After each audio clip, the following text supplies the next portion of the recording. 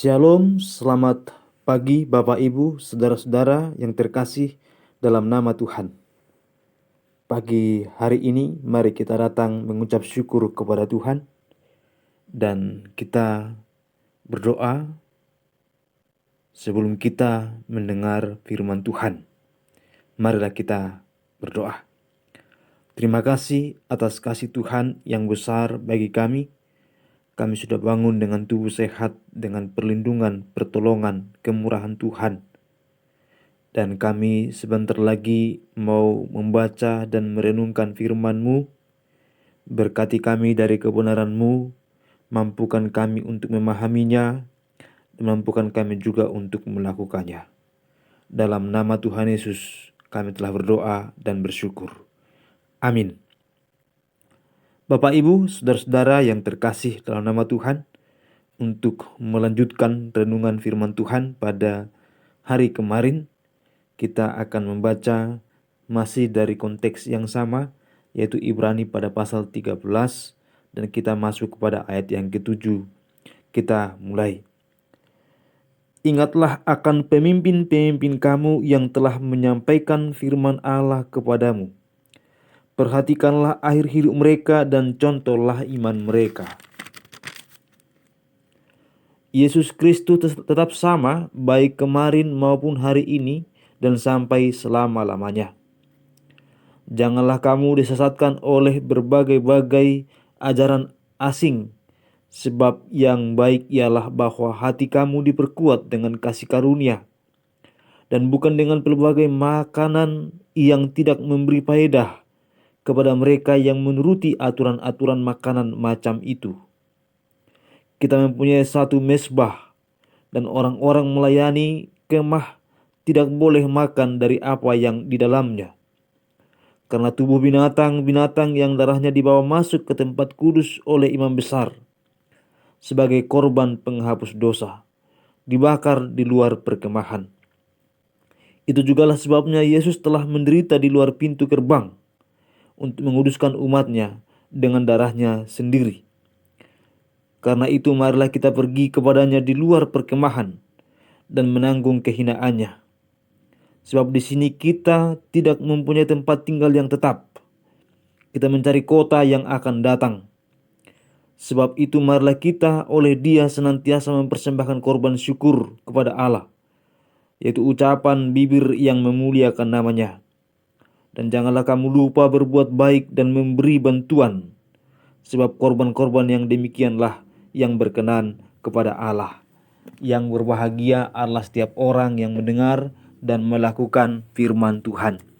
Bapak, Ibu, saudara-saudara yang terkasih dalam nama Tuhan, masih dengan tema yang sama, hidup Kristen dalam praktek. Dan saudara-saudara yang terkasih nama Tuhan, setelah kita membaca bagian ini, jelaslah bagi kita nasihat rasuli, bagaimana kehidupan Kristen dipraktekkan dalam kehidupan sehari-hari. Dikatakan kepada kita bahwa kita harus mencontoh teladan yang diberikan oleh tokoh-tokoh iman yang sebelumnya, yang dirujuk oleh penulis kitab Ibrani ini adalah para rasul yang telah memberitakan Injil kepada mereka. Dikatakan perhatikanlah hidup mereka dan contohlah iman mereka. Karena para rasul, mereka telah berjuang memberitakan Injil. Bukan hanya berjuang untuk masalah makanan dan minuman yang mereka butuhkan, tetapi juga yang menanggung kehinaan, penderitaan, dikejar-kejar, dipukuli, dilempari batu. Tapi mereka tetap bertahan karena mereka memiliki iman yang sangat kokoh kepada Tuhan. Di tengah-tengah kehidupan yang sedemikian hebatnya, mendapatkan tantangan, tetapi mereka tetap setia untuk mengiring Tuhan. Mereka tetap setia untuk memberitakan Injil Tuhan. Maka dikatakan, perhatikan kehidupan mereka, contohlah iman mereka. Mari kita menjadi anak-anak Tuhan, mencontoh kehidupan yang sungguh beriman dari para tokoh iman yang telah kita boleh temukan di dalam kitab kita, di mana mereka dilukiskan, digambarkan sebagai orang-orang yang menuruti firman Tuhan, yang rela menderita, bahkan tidak takut untuk menyerahkan nyawanya sekalipun, mereka tetap setia untuk Tuhan. Saudara yang terkasih dalam nama Tuhan, di tengah-tengah kesulitan kita di hari-hari terakhir ini karena berbagai macam bencana, mulai dari COVID dan bahkan bencana alam, bahkan juga kesulitan ekonomi karena banyak perusahaan yang gulung tikar. Ada banyak juga karyawan yang mendapatkan pemotongan gaji dalam pekerjaannya, sementara pengeluaran cukup besar dan bertambah, tetapi pengeluaran yang besar itu tidak diiringi dengan pendapatan yang sebanding. Saudara-saudara, di tengah-tengah kesulitan yang seperti ini kita tetap harus beriman.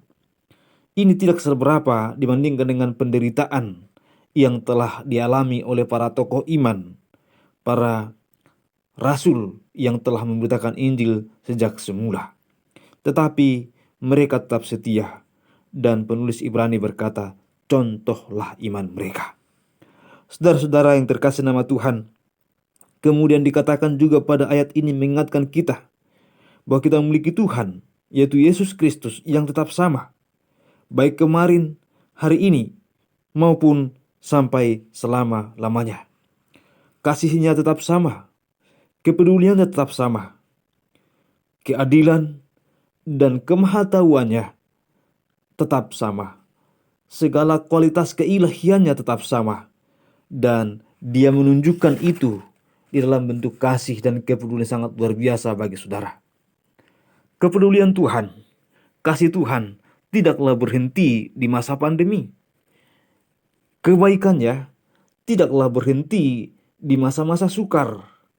Justru kepedulian, kasih dan kemurahannya semakin mudah kita lihat dan rasakan di masa-masa yang sukar seperti sekarang ini. Oleh karena itu tetaplah teguh di dalam Tuhan, menjalani hari-hari hidup yang terus percaya dan beriman kepada Tuhan, yang dimana Tuhan kita adalah Tuhan yang tidak pernah berubah. Yesus tidak pernah berubah, kasihnya tetap sama untuk saudara, dari dahulu, sekarang, sampai selama-lamanya. Saudaraku yang terkasih nama Tuhan, kita juga diingatkan bahwa orang-orang perjanjian lama selalu memberikan korban yang terus berulang dan berulang.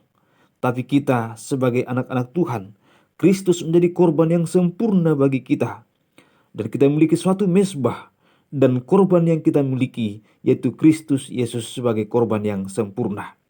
Oleh karena itu kita harus rela menanggung kehinaan seperti yang ditanggung oleh Kristus, yang digiring sampai keluar dari kemah, sampai keluar pagar kota, dan dia ditempatkan di kayu salib, disalibkan, dan itu letaknya dibuat di suatu gunung yang kita sebut dengan tempat tengkorak, supaya semua orang melihat dia yang terhukum, dan semua orang gampang untuk meludahinya, supaya semua orang gampang untuk menghinanya. Saudara-saudara, tapi Tuhan telah menanggung semua itu, dan kita pun harus rela menanggung semua penderitaan jika kita diperhadapkan kepada penderitaan tatkala kita karena pengikut Kristus mengalaminya. Saudara-saudara yang terkasih dalam nama Tuhan, tidaklah mungkin kita menjalani hari-hari hidup kita tanpa kesulitan.